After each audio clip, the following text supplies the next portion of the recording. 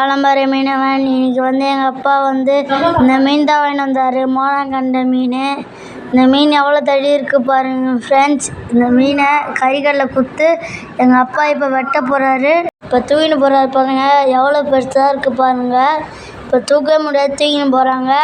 இது 6 கிலோ மீன்ங்க. இது இப்போ இந்த கறிக்கல்லில் குத்து தான் இப்போ இந்த மீனை வெட்ட போகிறோம். இப்போ பாருங்கள், இந்த கறிகள் தான் நாங்கள் இப்போ வெட்ட போகிறோம். இங்கே பாருங்கள் ஃப்ரெண்ட்ஸ், எவ்வளோ பெரிய மீனுன்னு. இந்த பாருங்கள் எவ்வளோ தடியாக இருக்குன்னு. இந்த மீன் பேர் உங்கள் ஊரில் இந்த மீன் பேருக்கு என்ன சொல்லுவீங்க?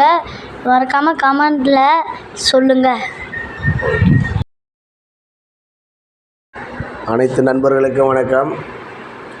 இப்போ அந்த 6.5 கிலோ மீனை நம்ம சதாம்பாய் எப்படி வெட்டுறாரு பாருங்கள். ரொம்ப அருமையாக வெட்டுவார் அவர். நல்லா வெட்டுவார். பீஸு நல்லா சூப்பராக போடுவார். ஆனால் என்ன தான் இந்த மீன் இவ்வளோ பெரிய மீனாக இருந்தாலும் அதனோட டேஸ்ட்டு நல்லா இருக்காதுன்றாங்க. நம்ம இது வரைக்கும் சாப்பிட்டதில்ல. சாப்பிட்ட பிறகு அடுத்த முறை இந்த மீன் கிடச்சிதுன்னா கண்டிப்பாக அந்த மீனோட டேஸ்ட்டை நம்ம சொல்லுவோம் எப்படி இருக்குன்னு. ஆனால் மீன் பீஸு போடுறதுலாம் ரொம்ப பார்க்கும்போது நல்லா இருக்குது. நல்லா அழகாக வெட்டுறாரு பார்வைக்கு. மீனோட டேஸ்ட் எப்படி இருக்குன்றதை சாப்பிட்ட பிறகு உங்களுக்கு கமெண்ட் பண்ணுறேன்.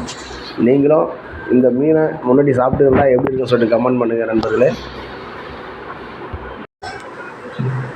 இவர்கிட்ட மீன் வெட்ட வர்றது இதுக்கு தாங்க. எப்படி போடுறாரு பாருங்களேன்.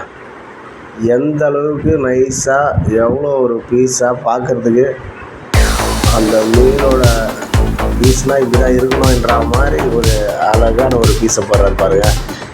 இதுக்காக தான் இவர்கிட்ட மீன் வெட்ட வர்றது. ஆனால் ரொம்ப அற்புதமாக வெட்டுறாரு மீனை. ஓகே நண்பர்களே.